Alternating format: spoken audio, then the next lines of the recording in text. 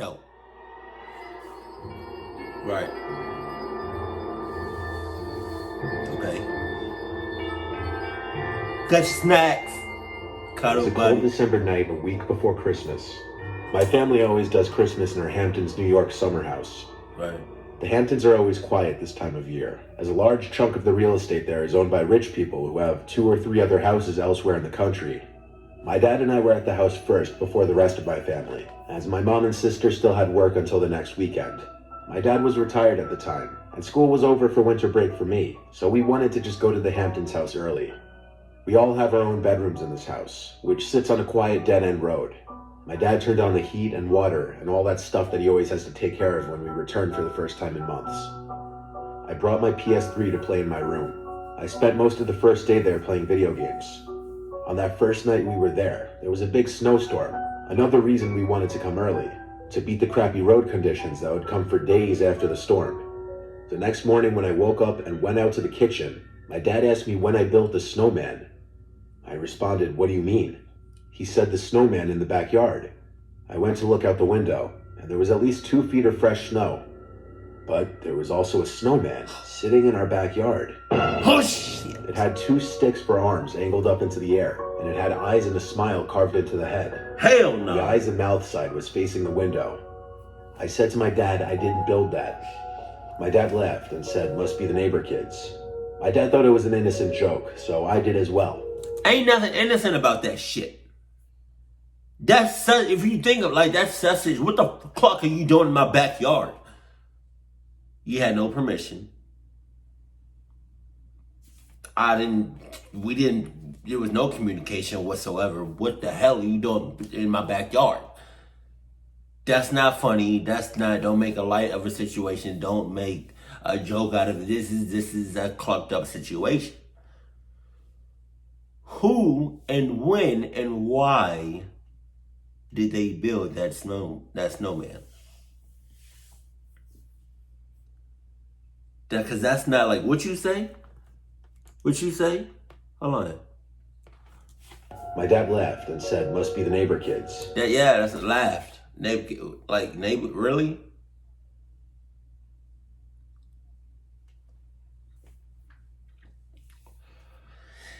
Well, Dad, you're not getting shit for Christmas. My dad thought it was an innocent joke, so I did as well. The next night is where things got bad, though. Yeah.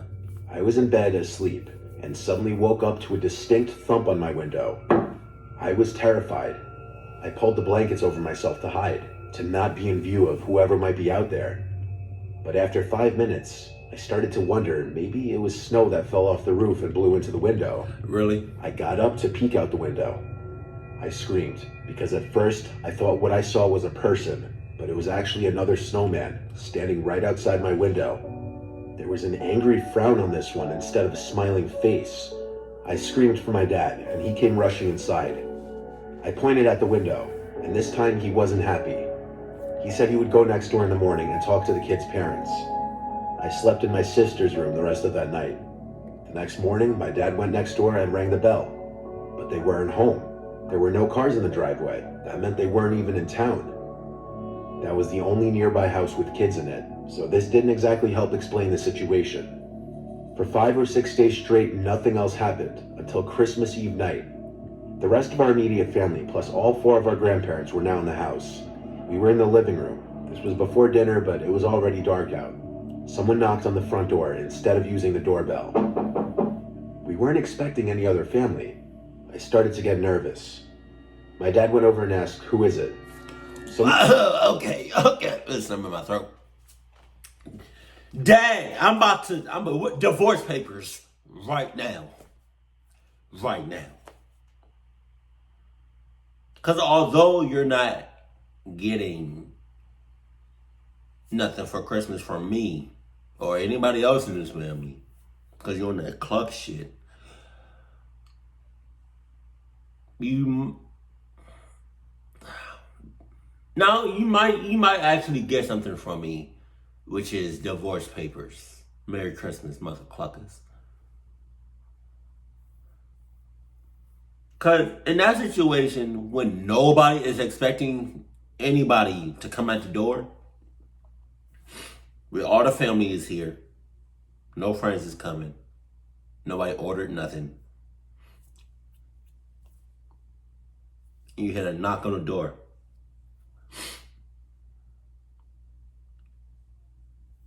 Deadass, I would have just, my family would have just looked at each other, talking about something.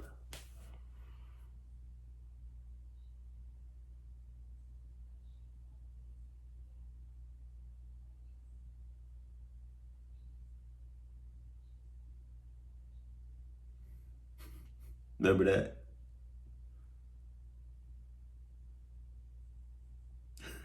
Deadass, like, I'm not about to, nobody in my family's gonna check that shit out. That was sus.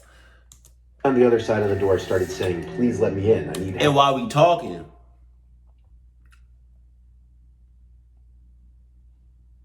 slipped that dad might be in cahoots.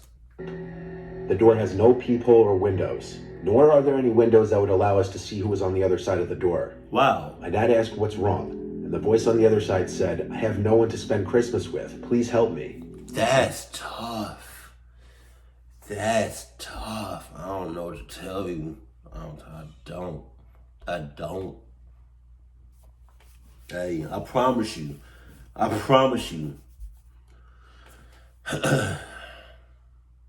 He can't, the guy can't see in, and the guy can't see inside the house, and the people inside the house, like the dad and them, can't see outside, right? So it's like the blind leading the blind. As soon as the guy said, "I have nobody to spend Christmas with," we all on the other side of that door, next to our dad, our cats are in heat right now. Our cats are horny as shit right now. You hear that shit?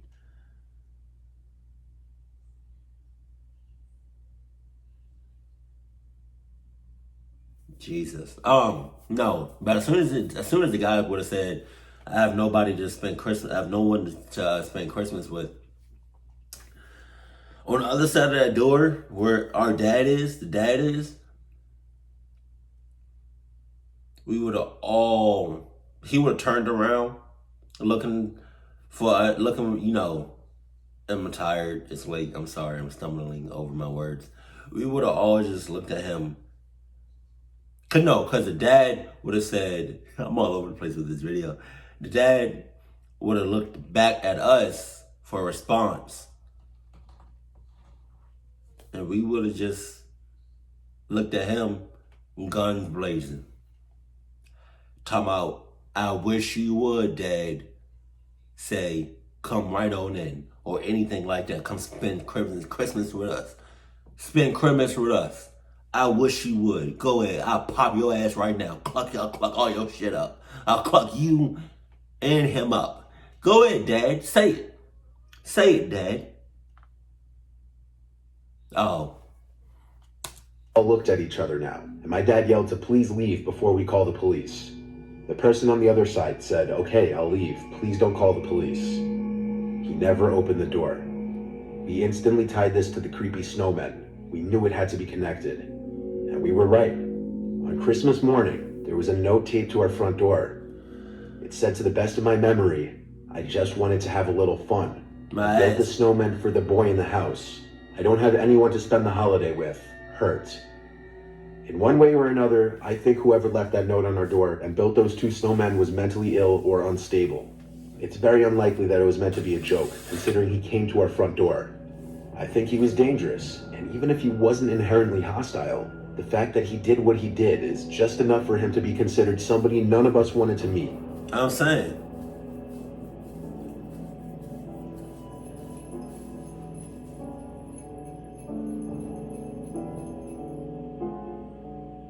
It was Christmas of 2016.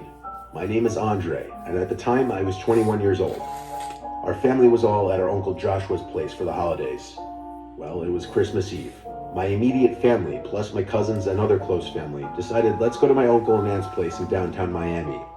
We come from Connecticut, so we're not used to warm weather around the holidays. It was Friday, the day before Christmas Eve. My brother Nico and I, being young single males and being in Miami, wanted to go out. We were hearing about a bunch of Christmas-themed parties going on at clubs and bars. Nico was 18 at the time, but he had a fake ID, so we figured he'd be alright.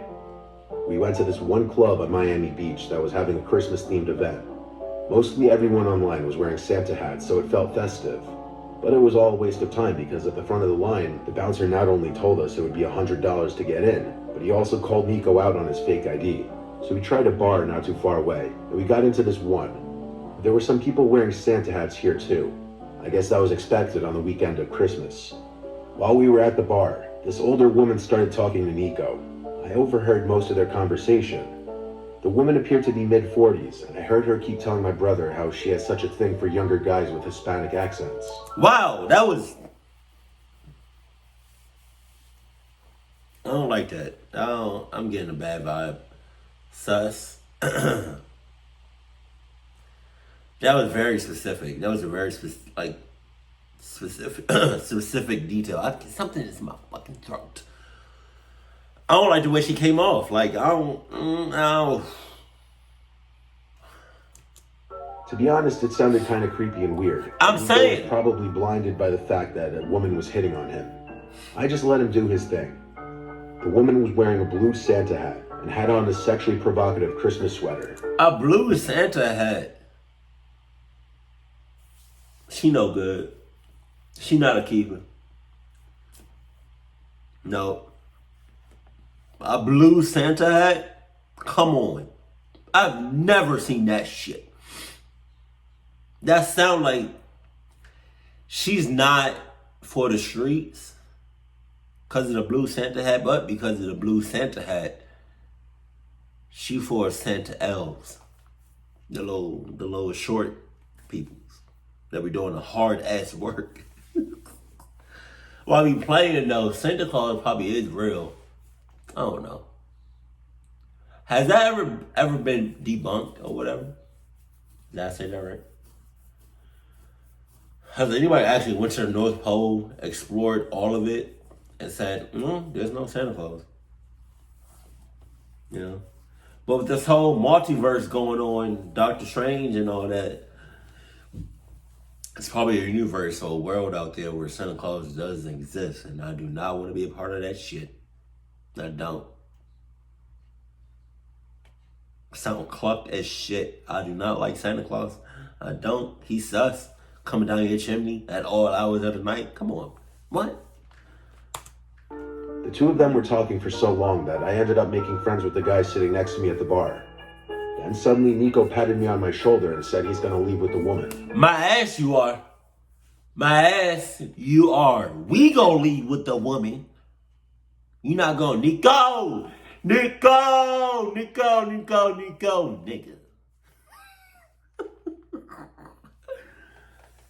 You not going nowhere with her. Not alone. Not the first night. Just saying, we not doing this. Your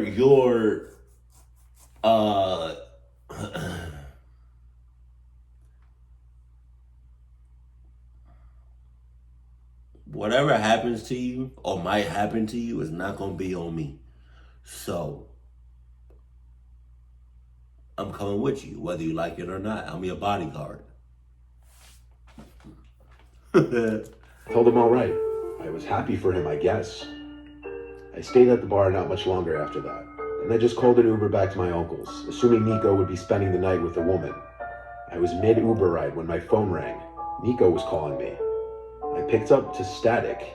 It sounded as though maybe he pocket dialed me, but I heard a male's voice in the background that didn't sound like my brother. Oh no! And then suddenly another male's voice could be heard yelling.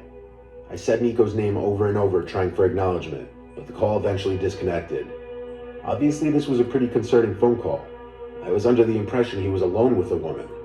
I tried calling him like 10 times, and finally someone picked up. But it wasn't Nico. It was the voice of some older man with an extremely deep voice. When I asked who this was, He said he found this phone on the sidewalk. I asked him if he could drop the phone off at my uncle's place or if he could meet me somewhere. He didn't answer that. I just heard talking in the background, and then I heard screaming. It was Nico's voice in the background, screaming my name, screaming help. Then the call disconnected. I asked the Uber driver to pull over, as I was freaking out trying to call anyone in my family. It was late, no one was picking up. I explained the situation to the driver, and he advised I call the police immediately. That's what I did. The police came to my uncle's place, where I woke my family up, informing them that Nico was in trouble. That's a little. It took the Uber driver to tell you to call the police.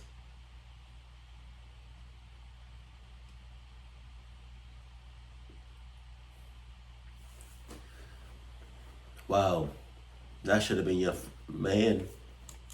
I had to give my best description of the woman's appearance from the bar and what time he left the bar. Then my dad and I, along with the police, went to the bar that we were at, and it was then that I got a phone call from a random number. It was Nico. He was out of breath, gasping into the phone, explaining that he was kidnapped and barely escaped. He was currently using a stranger's phone. All of us went to Nico's location, which was a sketchy street somewhere in North Miami. When we found him, his face was a bloody mess. He had 2 black eyes, and all of his possessions that he had on him were stolen. He gave his whole story. He left with the woman who claimed to have called an Uber or Lyft. When the alleged ride arrived at their pickup point, which was in some quiet back alley area, Nico found out once inside the car that it wasn't in fact an Uber. It was a trap.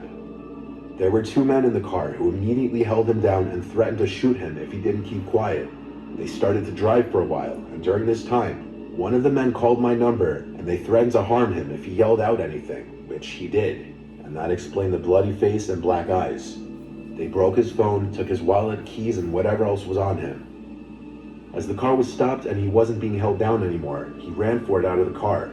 They didn't chase him. The car just sped off and disappeared. Hey, I got a question. Right.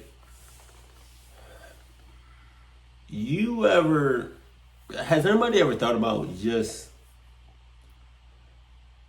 if you're going to rob somebody, I'm not, condoning it, or I'm not like, I'm not with this shit. I'm not saying, look, if, I don't know how to say this without sounding like, a bad person. Excuse me. But if you're gonna rob somebody, does it work if you're polite about it? Why you gotta hurt the person? Why you gotta, be straight up just evil? Why can't you just be like, yo, you know what?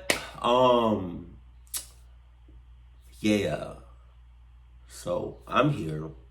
You're here.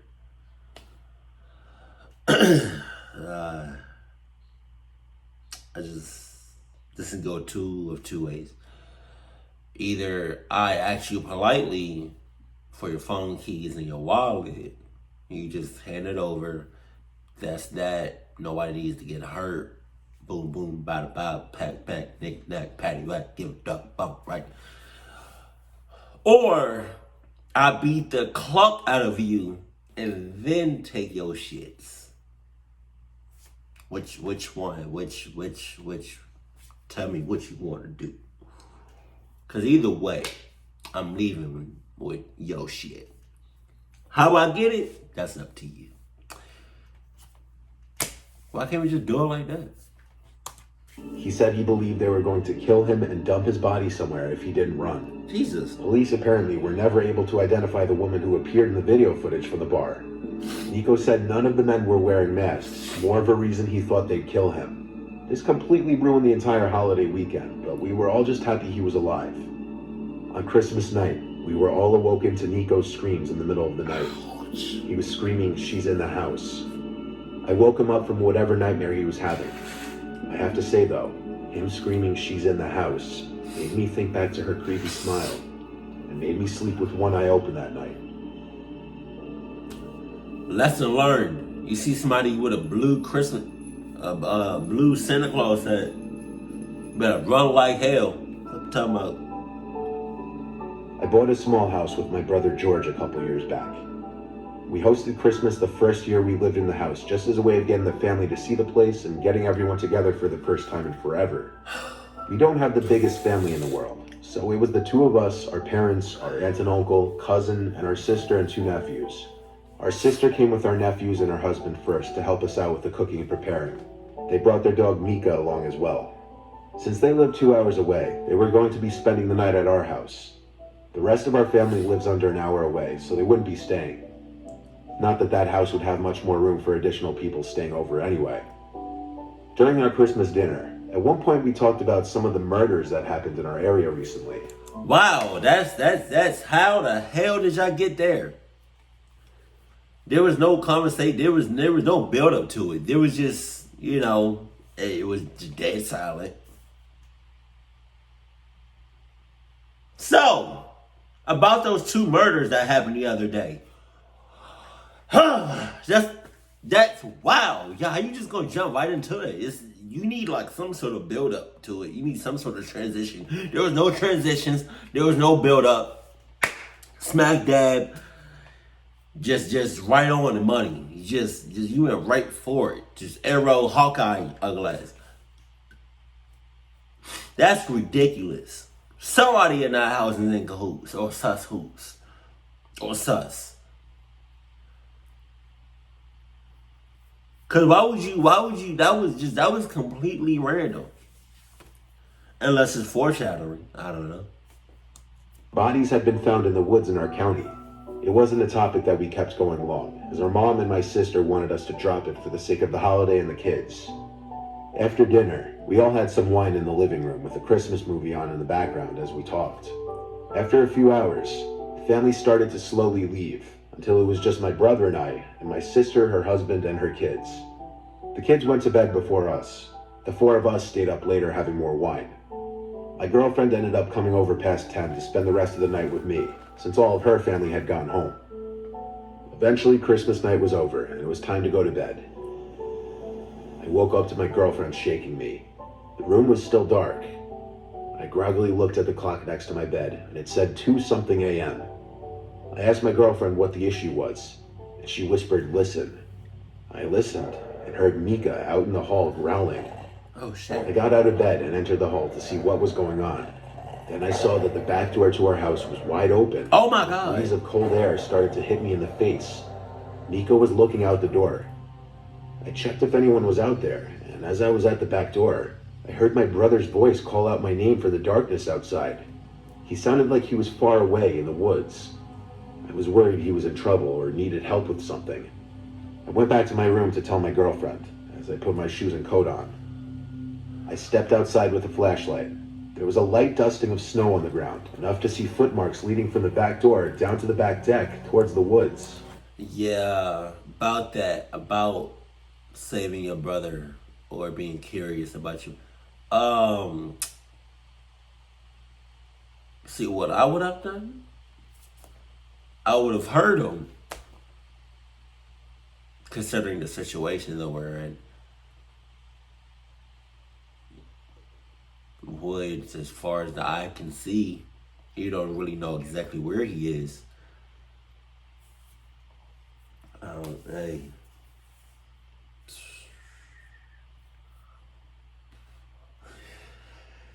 I'm not saying that I would do this, but I'm not saying I would do this.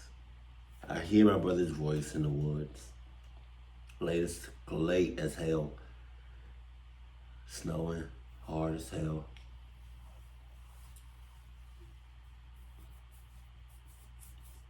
I would have just closed that door, went back to the room. Girlfriend talking about, "What happened? Is everything okay?" I'm like, "Yeah, everything's okay. It's fine by me." You know what? I would have went back to sleep.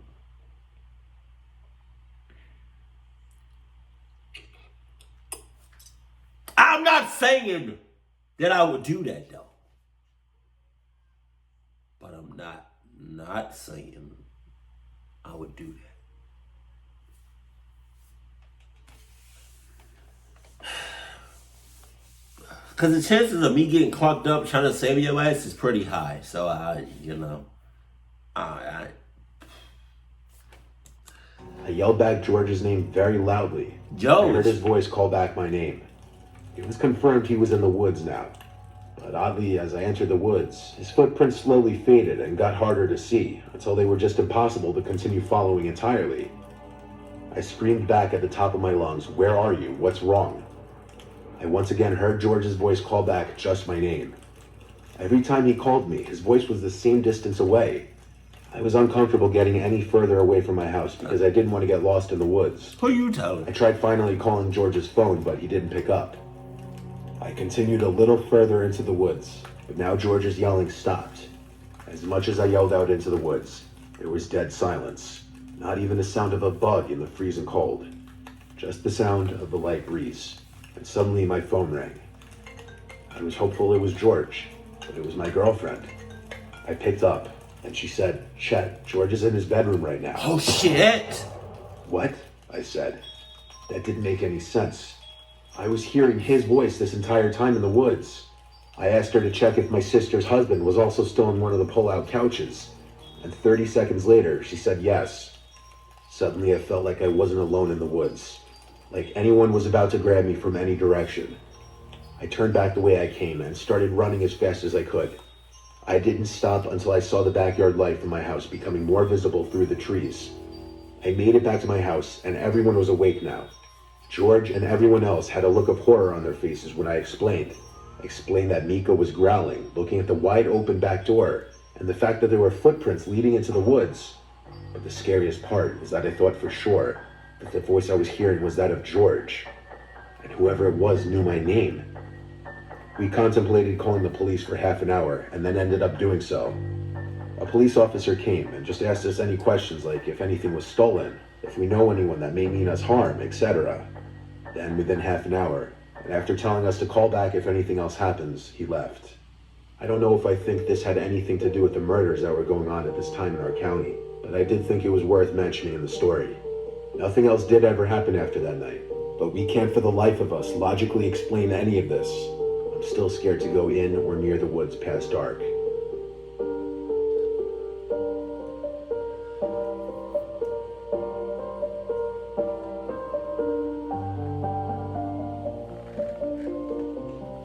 Hey, that shit go. What do you mean you still, like, did you say you're still scared? I've always been scared to go in the woods. Always been scared to go in the woods. It's the woods. It's the woods. Forest. Jungle. And, like, it's the woods. You can't, the woods are so the woods that you can be,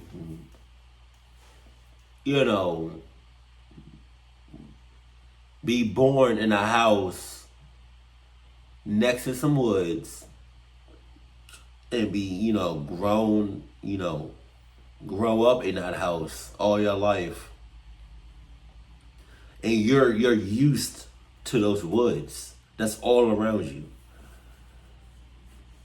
But the thing about the woods is like every day it could be something new. It could be something different.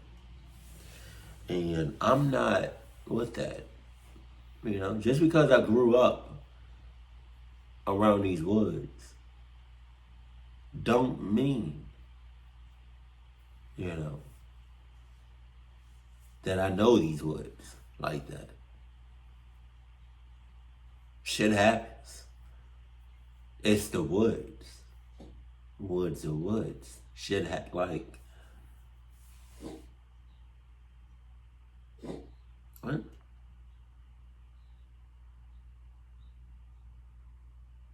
Oh, shit. No, but come on, man. Jesus. I said it in the video. Just look out if you see somebody, anybody, regardless of the gender, with a blue Santa Claus hat.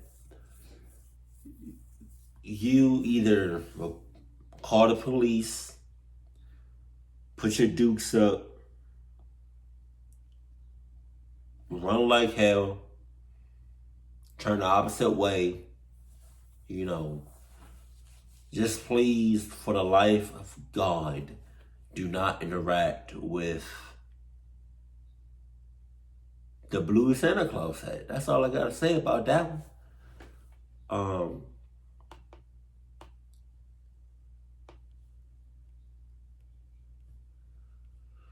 But I responded, "What do you mean?" He said the snowman in the backyard. I went to look out the window, and there was at least 2 feet of fresh snow. But also. Speaking about, and not just snowman either. If you got a backyard, especially if it's like a fence around it, or if it's completely blocked off, and something is in your backyard that wasn't there before, you should probably either call the police or run like hell. That's all I'm saying. But watch out for the blue Santa Claus hat. That's the point I'm trying to get across. And the woods are the woods.